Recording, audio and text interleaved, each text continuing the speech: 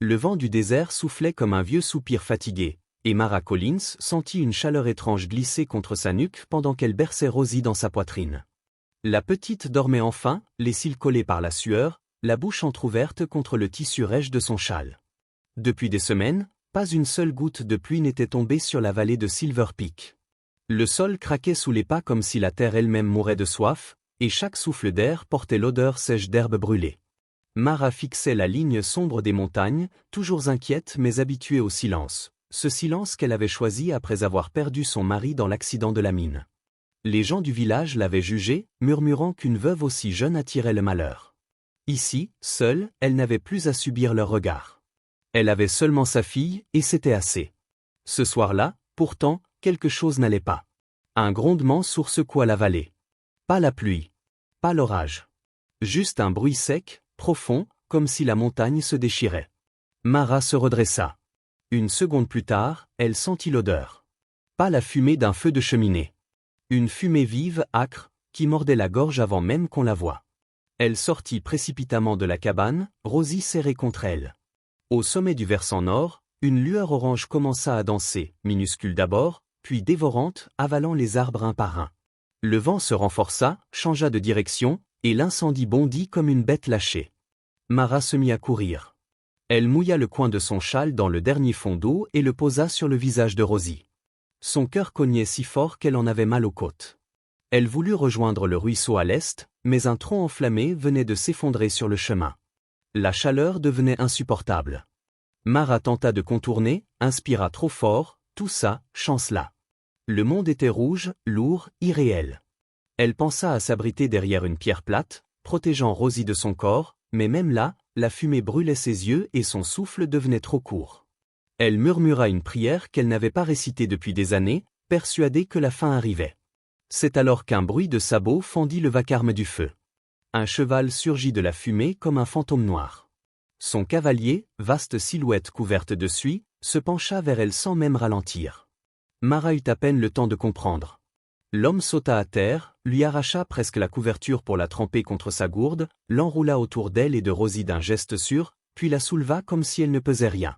Elle sentit son dos brûler, l'odeur du cuir chaud, et une voix grave qui disait seulement « Accrochez-vous ». Le cheval se cabra et fonça droit dans la fournaise. La chaleur était telle que Mara crut s'évanouir. Le corps du cavalier la couvrait entièrement, l'empêchant de voir les flammes qui léchaient leur passage. Elle sentit la brusque secousse du cheval franchissant un tronc, puis soudain, un air froid, un éclat de nuit, et le bruit du feu qui s'éloignait. Ils avaient traversé. Sa gorge se desserra, ses bras tremblèrent, et elle s'effondra presque quand l'homme la déposa au sol. Le ciel étoilé tournoyait au-dessus d'elle. Rosie pleurait faiblement. Mara tenta de dire merci, mais aucun son ne sortit. L'homme la souleva encore, la plaça devant lui sur la selle, et elle sentit son bras solide la maintenir, sa voix murmurant quelque chose qu'elle n'entendait pas vraiment. La dernière chose qu'elle vit avant que le noir ne tombe sur ses yeux fut la lumière d'une grande demeure au loin, dressée comme un refuge tombé du ciel. Elle se laissa glisser dans l'inconscience, persuadée qu'un étranger venait de la ramener de la mort. Elle ne savait pas encore que cet homme, Calder Reeves, allait bouleverser tout ce qu'elle croyait éteint en elle depuis longtemps. Mara ouvrit les yeux dans une lumière douce qu'elle ne reconnut pas. Le drap sous ses doigts était propre, trop propre pour appartenir à sa petite cabane perdue sous la montagne. Le parfum de sauge et de linge séché au soleil flottait dans l'air. Pendant un instant, elle pensa rêver. Puis un bruit, un souffle léger attira son regard. Rosie dormait dans un berceau en bois clair, ses petites mains bandées mais paisibles, bercées par la chaleur d'un feu qui crépitait doucement dans l'âtre. Mara se redressa brusquement, un vertige la saisit, mais elle se força à tenir debout. Une femme âgée entra aussitôt, portant un bol fumant.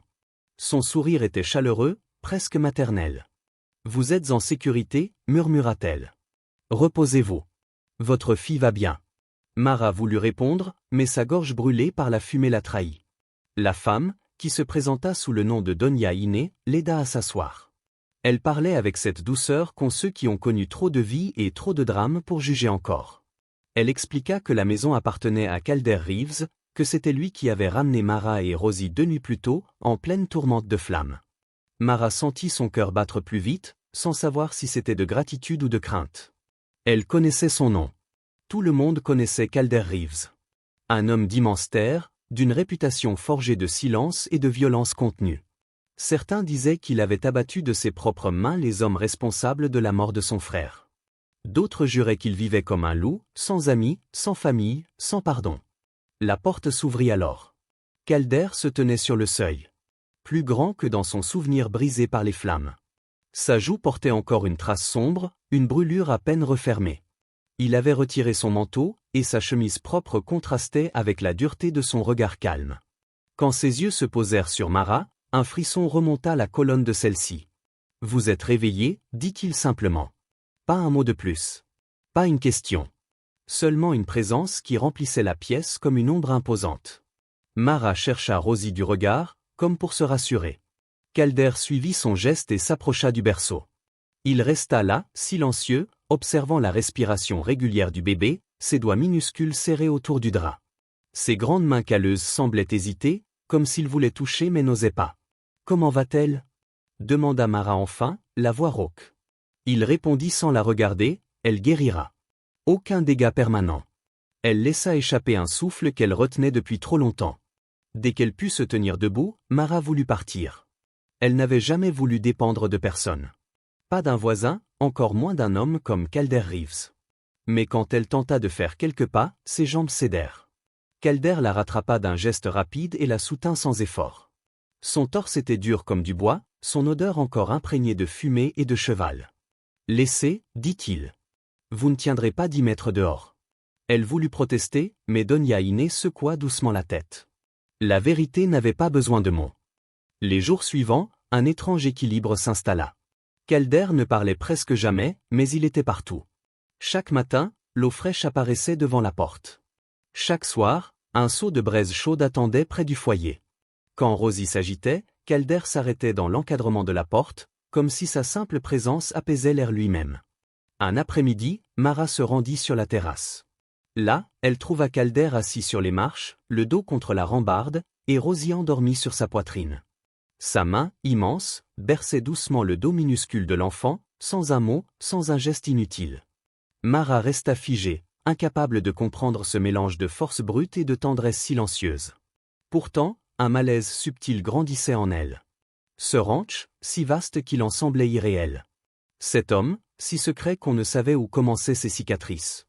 Et l'impression qu'elle entrait dans une vie qui n'était pas la sienne. Un soir, alors qu'elle cherchait du fil pour recoudre une manche, elle poussa par erreur la porte du bureau de Calder.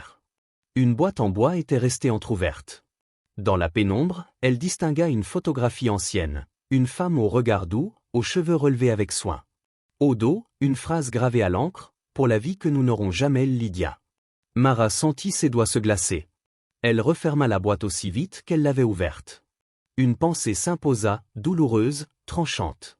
Peut-être qu'elle n'était ici qu'une ombre passagère dans une maison qui appartenait encore à un fantôme. Elle se coucha sans trouver le sommeil, un poids nouveau sur le cœur. Elle ignorait encore que cette découverte allait la pousser, bientôt, à prendre la décision la plus dangereuse de sa vie. Mara n'avait presque pas dormi.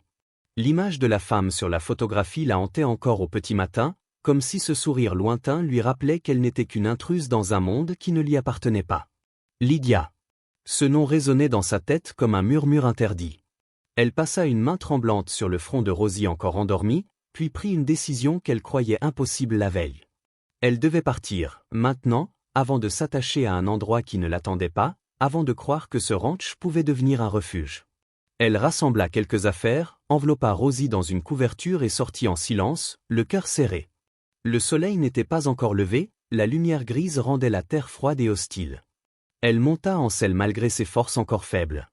Derrière elle, la grande maison restait immobile, endormie, ignorant tout de sa fuite. Elle descendit lentement la colline. À chaque pas du cheval, son ventre se nouait davantage. Et si Calder se réveillait maintenant ? Et si elle le voyait dans l'encadrement de la porte, l'air surpris, peut-être déçu ? Elle secoua la tête. Mieux valait partir avant de confondre gratitude et espoir. Mais la montagne était traîtresse. À mesure qu'elle avançait, le ciel se chargea d'un nuage sombre venu du sud. Un vent brusque gifla son visage. En quelques minutes, la pluie tomba en rafales violentes. Le sentier se transforma en boue glissante. Le cheval trébucha plus d'une fois. Une masse de terre détrempée se détacha soudain du flanc de la colline dans un fracas sourd. Mara tira les rênes, mais trop tard, le chemin s'effondra devant elle, formant une goulée d'eau et de pierre. La pente devint un piège. Elle tenta de remonter, mais une plaque de terre céda sous son pied. Elle se retrouva agrippée à une racine, Rosie serrée contre elle, la pluie fouettant son visage. La gorge serrée, elle appela à l'aide, sachant qu'aucune réponse ne viendrait dans ce désert noyé. Mais une silhouette apparut au-dessus du ravin, découpée dans la pluie battante. Un cheval noir. Un homme, large, immobile, les yeux fixés sur elle. Calder Reeves. Mara sentit son cœur se déchirer de honte et de soulagement. Il ne cria pas son nom. Il ne demanda pas pourquoi elle fuyait. Il descendit aussitôt de cheval, attachant une corde à la selle avant de se laisser glisser sur la pente glissante. La pluie transformait tout en piège. Calder glissa, se rattrapa au dernier moment, continua. Elle vit ses doigts s'écorcher en s'agrippant à un rocher. Lorsqu'il atteignit enfin la racine, il tendit la main. « Prenez-la » dit-il d'une voix couverte par le vent. Elle hésita, non par peur, mais parce qu'elle craignait de ne plus pouvoir lâcher prise si elle le faisait. Puis elle serra sa main. Calder tira de toutes ses forces, son corps servant d'ancre contre le courant qui voulait les emporter. Le monde devint boue, pluie et souffle coupé. Finalement, dans un cri étouffé, il parvint à la hisser en haut de la pente. La terre sous elle était dure, froide, mais stable. Calder s'effondra à côté, haletant. Rosie pleurait, mais vivante. Mara tenta de parler, mais sa voix se brisa. Il tourna la tête vers elle, son visage ruisselant de pluie. « Vous alliez mourir là-bas » dit-il simplement. Une phrase sans reproche, mais lourde de vérité. Mara sentit ses yeux s'embuer. « J'ai vu la photo » murmura-t-elle. « Je ne voulais pas rester à la place d'une autre. » Calder resta silencieux un moment, le souffle encore court. Puis il ferma les yeux, comme si ce nom l'écorchait encore. « Lydia était ma fiancée » dit-il enfin. « Je ne l'ai pas sauvée. Et je vis avec ça chaque jour. Ce n'est pas une place que vous prenez. C'est une blessure que vous voyez. » La pluie tombait moins fort maintenant, comme si la montagne elle-même retenait le souffle. Mara sentit un mélange douloureux de compassion et de confusion. Elle ne répondit rien. Calder se redressa et prit Rosie dans ses bras, la couvrant de son manteau trempé pour la protéger du vent. Il se tourna ensuite vers Mara, ses yeux sombres pleins d'une fatigue infinie, mais aussi d'une résolution implacable. « On rentre » dit-il. Mais il n'avait encore fait que quelques pas quand un cavalier surgit des arbres, haletant, tenant une lettre trempée. Il tendit le papier à Calder avant de repartir au galop. Calder déplia la note. Son visage se durcit. Mara sentit son sang se glacer. Rosie a été prise. Venez seule si vous voulez la revoir. Elle sentit ses jambes céder, un cri muet bloqué dans sa gorge. Calder posa une main lourde et ferme sur son épaule. Ses yeux n'avaient plus rien de doux. Ils étaient ceux d'un homme prêt à marcher à travers n'importe quel enfer. « Je vous la ramènerai » dit-il. « Même si je dois brûler la vallée entière pour ça. » Mara relut la note encore et encore, comme si les mots allaient soudain changer. Mais ils restaient les mêmes, froids, tranchants, monstrueux. Rosie a été prise. Venez seule si vous voulez la revoir. Ses mains tremblaient si fort qu'elle faillit laisser tomber le papier. Le vent coupait son souffle, et pourtant elle ne sentait plus rien. Son bébé, son unique raison de tenir debout après la mort de son mari, arraché à elle sans qu'elle s'en rende compte. Calder prit doucement la lettre, son visage se refermant comme une porte de fer. Il connaissait cette écriture. Brennerholt. Un nom que Mara n'avait entendu qu'à demi-mot au village, toujours murmuré avec crainte. Un homme riche, sans scrupules, prêt à racheter des terres ou des vies si cela l'arrangeait. Mara sentit un vertige monter en elle. Pourquoi Rosie? Pourquoi un nourrisson? Calder le savait. Et cette certitude, visible dans ses yeux sombres, la frappa comme un coup. Holt veut me forcer à céder mes terres du Sud, dit-il enfin, sa voix calme mais vibrante d'une colère froide. Celle où passe la seule rivière encore vivante du comté. Il sait que je ne céderai jamais. Alors il frappe là où je suis vulnérable. Mara écarquilla les yeux. Nous? Vulnérables? Vous pour Rosie? Calder baissa légèrement la tête, honteux peut-être, ou simplement lucide. Oui. Elle ne sut si son cœur se brisa ou se réchauffa à cette vérité. Ils reprirent le chemin du ranch sous un ciel devenu presque noir. À l'intérieur, une agitation fébrile régnait. Donia Iné, pâle comme un drap, priait à voix basse. 2 cow-boys fidèles à Calder attendaient ses ordres, les mains crispées sur leur ceinture. Calder entra sans un bruit, retira son manteau trempé et posa la lettre sur la table. Aucun cri. Aucun geste de rage. Seulement cette intensité troublante qui le rendait presque plus dangereux qu'un homme hurlant. Où l'ont-ils emmené? Demanda Mara d'une voix étranglée. Calder étala une carte. Là. Le ranch abandonné du bassin sec. Holt s'en sert comme repère quand il veut disparaître. C'est un labyrinthe de falaises et de ravines. Avec un bébé, il ne peut pas aller loin. Mara s'agrippa à la table.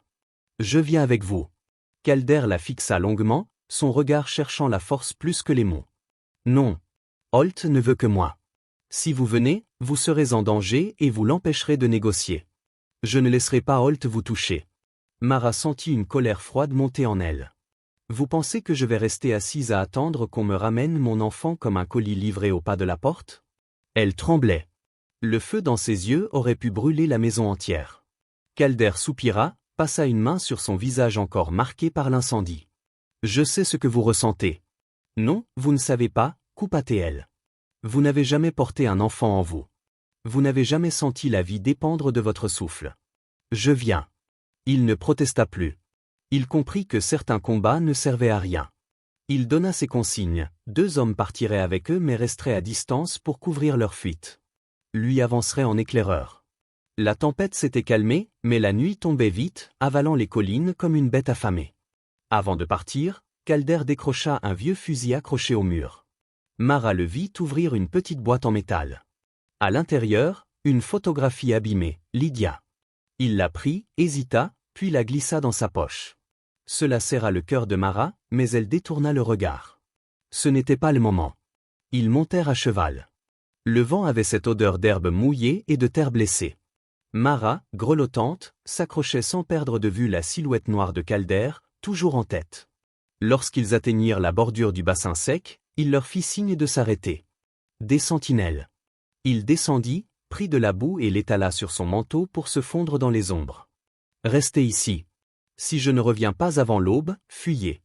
Mara ouvrit la bouche pour protester, mais il posa une main sur son bras, ferme, chaude malgré le froid.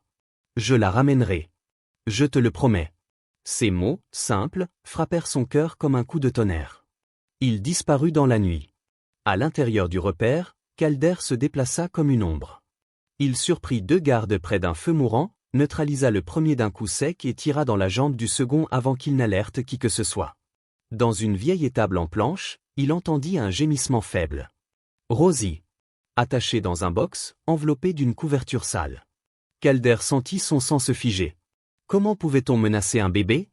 Il la prit dans ses bras, et la petite s'apaisa aussitôt, comme si elle reconnaissait déjà l'odeur de l'homme qui avait traversé le feu pour elle. Calder serra les dents. Je te tiens. On rentre. Mais au moment où il fit un pas, un cliquetis de gâchette résonna dans son dos. Brenner Holt se tenait là, un sourire tordu aux lèvres. Tu pars si vite, Reeves? Reprit-il. On n'a même pas parlé affaires. La nuit bascula dans une violence soudaine. Une balle claqua. Calder bondit derrière une poutre, Rosie serrée contre lui. Dans le chaos, il réussit à s'échapper par une ouverture brisée. Mais une balle lui transperça l'épaule, le projetant à terre. Il étouffa un cri, protégeant Rosie de tout son corps. Il tituba, recula, se força à tenir debout. Il devait sortir, maintenant. Pour elle. Pour Mara. La pluie recommençait à tomber, mêlée d'odeurs de poudre et de peur. Calder, blessé, haletant, parvint à rejoindre les collines où Mara guettait dans la nuit, les yeux fous d'angoisse. Quand elle vit Rosie vivante dans ses bras, elle s'effondra, rattrapée par un sanglot profond. Mais Calder, lui, s'écroula juste après, le sang coulant lentement sur la terre froide. Et pour la première fois, Mara comprit qu'il avait peut-être sacrifié plus qu'une épaule pour ramener son enfant, il avait sacrifié une partie de lui-même. La chambre où Calder avait été installé ressemblait à un sanctuaire brisé. L'air y était lourd, saturé d'odeurs de sueur, de sang séché et d'inquiétude. Mara ne quittait pas son chevet. Rosie dormait contre sa poitrine dans une écharpe qu'elle resserrait dès que la peur remontait trop haut. Le médecin du village était reparti au petit matin, laissant des compresses, une décoction amère et un verdict silencieux. La balle avait frôlé le cœur. Calder vivait, oui, mais seul Dieu savait pour combien de temps. Mara lui tenait la main, cette main large et rugueuse qui avait porté Rosie hors du feu, hors de la nuit, hors de l'enfer. Il délirait parfois, appelant des noms qu'elle ne connaissait pas. Parfois Lydia. Parfois un frère disparu. Parfois rien d'autre qu'un souffle brisé. Chaque fois qu'il murmurait ce prénom ancien, quelque chose tirait dans la poitrine de Mara, une douleur étrange, un mélange de jalousie et de compassion qu'elle ne comprenait pas encore. Elle ne mangeait presque pas. Elle ne dormait pas. Elle changeait ses bandages, humidifiait ses lèvres, posait des linges frais sur son front brûlant. À un moment, il ouvrit les yeux. Juste une seconde. Mara sentit son cœur bondir. « Calder » murmura-t-elle en se penchant. « Tu es revenu ?» Il la fixa, mais son regard était différent, presque lointain, comme s'il observait une rivière qu'il ne pourrait plus traverser. « Rosie va bien » souffla-t-elle pour le rassurer. « Elle t'attend. » Il hocha légèrement la tête, puis détourna les yeux vers la fenêtre où tombait une neige tranquille. Et dans ce faible mouvement, quelque chose changea. Mara le sentit avant même qu'il ne parle. « Tu devrais partir » dit-il d'une voix rauque, presque inaudible. Elle pensa d'abord qu'elle avait mal entendu. Quand il répéta, son corps entier se figea. « Partir ? Pourquoi ?» Ses doigts serrèrent la couverture. Calder inspira, chaque souffle semblant le déchirer. « Je ne suis pas un homme qui construit des foyers, Mara. Je suis fait de cicatrices. Je t'ai mise en danger, toi et l'enfant. Je ne peux t'offrir qu'une vie de regret. Va-t'en avant que je sois assez fort pour t'empêcher de le faire. » Elle resta immobile, incapable de trouver des mots pour répondre. Cette phrase, pourtant dite dans un calme presque tendre, la frappa plus fort que n'importe quelle balle. « Tu me demandes de partir ?» Son murmure était presque un souffle. Calder ferma les yeux, comme si la regarder lui brûlait l'âme. Mara se leva lentement. Sa gorge se serrait, ses mains tremblaient, mais elle savait qu'elle ne pouvait rester là, debout, à absorber encore des phrases qui faisaient saigner le cœur. Elle ramassa ses quelques affaires, serra Rosie contre elle, jeta un dernier regard à cet homme qui l'avait sauvée tant de fois qu'elle ne pouvait les compter. Et puis elle sortit. Pas un bruit dans le couloir. Pas un souffle derrière elle. Le ranch semblait retenu entre deux battements, comme si la maison entière savait qu'elle partait. Dehors, la neige épaisse absorbait chaque bruit. Mara traversa la cour, monta sur le petit cheval qu'on lui avait prêté. Ses doigts étaient gelés, mais c'était son cœur qui semblait le plus fragile, comme s'il s'effritait à chaque pas que la monture faisait en direction de la vallée. La route descendait lentement vers la ville. Chaque arbre, chaque pierre, chaque souffle de vent lui rappelait Calder, sa détermination silencieuse, son regard sombre, ses mains qui avaient protégé Rosie comme si elle était la sienne. Elle entendait encore sa voix dire « Va-t'en », mais ce n'était pas un rejet. C'était la peur. La sienne. La peur de perdre encore. La peur d'aimer encore. La peur de ne pas être assez vivant pour mériter ce qu'elle apportait. À mi-chemin, elle arrêta le cheval. La neige tombait en flocons lourds, presque noirs dans le crépuscule. Rosie s'agita contre sa poitrine. Mara la berça doucement, les yeux tournés vers les collines qu'elle venait de quitter. Elle pensa à ce que Calder avait traversé pour sa fille. Le feu. La pluie. Les balles. Le sang. Il avait tout affronté sans réfléchir, sans attendre de remerciements. Et c'était cet homme-là, qui pensait ne rien valoir. Une larme glissa sur sa joue, puis une autre. Elle sentit son souffle se reprendre, son cœur retrouver une force qu'elle croyait perdue. Non. On ne tourne pas le dos à quelqu'un qui vous sauve la vie 2 fois. On ne laisse pas un homme mourir seul sous prétexte qu'il pense ne pas mériter d'être aimé. Mara fit pivoter le cheval d'un mouvement brusque. La bête renâcla, puis obéit. La neige leur battait le visage, mais elle n'avait jamais été aussi sûre d'elle. Elle remonta la pente au galop, le vent arrachant son châle, la peur derrière elle, la décision devant. Quand elle atteignit enfin la porte du ranch, elle descendit de cheval presque en courant, ouvrit la porte d'un geste tremblant et traversa le couloir comme une tempête. Calder ouvrit les yeux au bruit de la porte. Mara entra, les joues rougies par le froid, les cheveux en désordre, les bras serrés autour de Rosie. Elle s'arrêta devant lui, haletante, les yeux brillants d'une décision irrévocable. « Je ne pars pas » dit-elle d'une voix brisée mais ferme. « Tu n'as pas le droit de choisir à ma place. Je reste. Avec toi. Pour toi. Que tu le veuilles ou non. » La main de Calder tressaillit sous les couvertures. Pour la première fois, il sembla perdre son souffle. Et dans ce silence, quelque chose renaquit, fragile encore, mais bien vivant. Les jours qui suivirent ressemblèrent à une lente renaissance. Calder ne pouvait pas encore se lever, mais la fièvre avait reculé, et Mara restait près de lui, lui parlant d'une voix douce pendant que Rosie jouait sur une couverture au pied du lit. Le ranch aussi semblait reprendre souffle, la neige fondait en rigole claire, les chevaux piaffaient dans les paddocks et Donia Iné retrouvait son sourire. Pourtant, une hésitation planait encore autour de Calder, une pudeur de vivre qu'il n'avait jamais apprise. Chaque fois que Mara posait une main sur son bras, il retenait presque son souffle, comme si ce simple contact risquait de faire éclater quelque chose de fragile au fond de lui. Quand il fut enfin assez fort pour se lever, Mara l'aida à marcher jusqu'à la fenêtre. Dehors, Rosie riait aux éclats, poursuivant une poule qui refusait de coopérer. Calder sourit à demi. Ce sourire rare, discret, presque maladroit fit battre le cœur de Mara plus vite qu'elle ne voulut l'admettre. Elle sentit qu'il y avait dans ce silence un aveu que les mots n'arriveraient jamais à traduire. Un matin, il disparut tôt. Mara crut d'abord qu'il s'était surmené et chercha dans toute la maison, l'angoisse serrant sa poitrine. Elle le trouva finalement assis à la table de la cuisine, un dossier ouvert devant lui. Il leva les yeux. « J'ai fait quelque chose » dit-il d'une voix calme. Elle fronça les sourcils, perplexe. Il glissa vers elle un acte notarié. « C'est pour toi. » Un vaste terrain au bord de la rivière, fertile, protégé, à elle désormais. Mara sentit ses doigts trembler. « Pourquoi me donner tout cela ?» Calder passa une main sur sa nuque, mal à l'aise. « Parce que je veux que tu aies un endroit où tu peux rester, ou partir. Mais que tu aies le choix. Pas la peur. Et jamais la dépendance. » Elle resta sans voix. Personne ne lui avait jamais offert quelque chose qui ressemblait à la liberté. Quelques jours plus tard, Calder lui demanda de se préparer pour un déplacement en ville. Il ne dit rien de plus. Mara, intriguée, enfila une robe simple, coiffa Rosie, et les trois partirent ensemble. Le tribunal du comté se dressait devant eux comme une forteresse en bois clair. Dès qu'ils entrèrent, des murmures s'élevèrent. Calder Reeves, l'homme qui n'adressait presque jamais la parole aux gens du village, se tenait là, bien droit, ses brûlures encore visibles, tenant Rosie dans ses bras. Le juge les regarda avec surprise. Calder posa la main sur la barre et parla sans détour. « Je demande la tutelle légale de l'enfant et une protection officielle pour la mère. Pour qu'il ne soit plus jamais des cibles. » Mara écarquilla les yeux. Calder ne la regarda pas immédiatement. Il fixa le juge, puis baissa la tête, presque humble. « Ils sont ma famille. Je n'ai jamais su comment le dire, mais je peux au moins le prouver. » Le silence dans la salle fut absolu. Le juge, touché, signa les documents d'un geste lent. Quand Calder se tourna vers Mara, elle sentit ses yeux se remplir de larmes.